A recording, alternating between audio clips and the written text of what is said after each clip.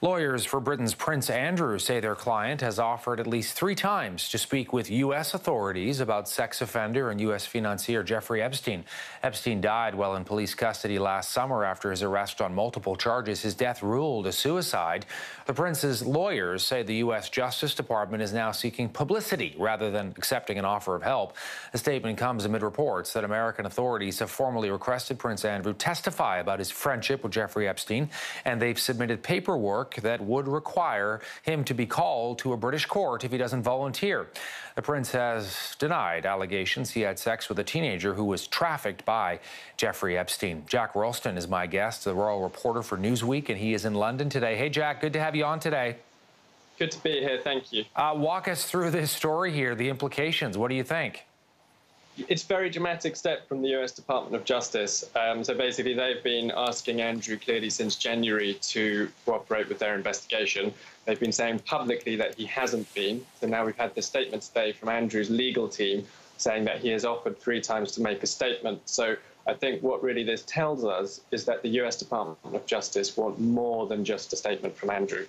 I think realistically what they want is for him to answer live questions. They want the opportunity to ask follow-ups based on what he tells them. What's really interesting about what they've done, which is request mutual legal assistance, is that if it's granted, Andrew has to do it. All he can do is try to persuade the Department of Justice to accept his request to simply give a statement instead.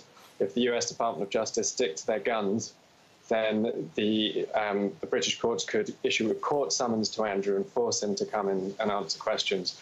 And then if he refuses, he could potentially be found in contempt of court. You talked about how far back this story goes, Jack, and Prince Andrew has not been able to sort of shake this affiliation with Jeffrey Epstein. How big of a problem has this become for him and really the rest of the royal family? I mean, it's a huge problem for him. It has destroyed his reputation in Britain. Obviously, he's had to step back from public life. A lot of people, particularly Jeffrey Epstein's victims, will feel that that's not enough. But it is also important to remember that it's kind of unheard of, really. Members of the royal family aren't generally fired. You don't get fired if you're a royal. So this is absolutely destroyed Andrew, destroyed him reputationally. And I think one thing that's really interesting is the reason he can't shake it is partly because of this photo that exists of him with Virginia Roberts, now Virginia Giuffre, which it's not going to go away. Like, it can't be made to go away. That photo exists and it isn't going anywhere. So really, it's very difficult to see how he will ever shake this unless he does subject himself to full questioning by US authorities. Do you think that's likely? I think in some form it may now be unavoidable for him. There is only really 2 ways that he could now avoid answering questions to the US prosecutor. One is he just convinces, perhaps through, I think what Andrew and his legal team are doing at the moment is trying to negotiate in public by the media. And if they can convince the US Department of Justice to change tack, then he could escape having to answer questions that way. Other than that, it would require the intervention of the UK Home Secretary, Priti Patel. Realistically, it's difficult to see what Priti Patel would have to gain personally, reputationally, from intervening and stopping this process. And it's very easy to see what she might have to lose reputationally, which is Prince Andrew isn't a very popular person in Britain at the moment.